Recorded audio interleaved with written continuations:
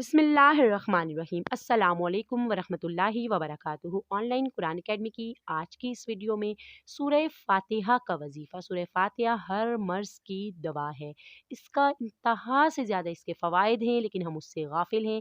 सबसे पहले बताने से पहले अगर आप हमारे चैनल में अब तक नए हैं, चैनल को सब्सक्राइब कीजिए, वीडियो को लाइक कीजिए, ज़्यादा से ज़्यादा शेयर कीजिए ताकि ये मुफीद सिलसिला सब तक बर वक्त बआसानी पहुँच सके और आप नेकी के इस काम में हमारे साथ बराबर के हिस्सेदार बन सके।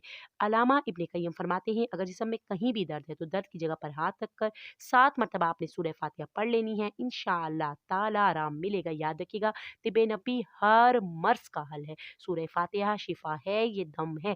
हम गाफिल हैं।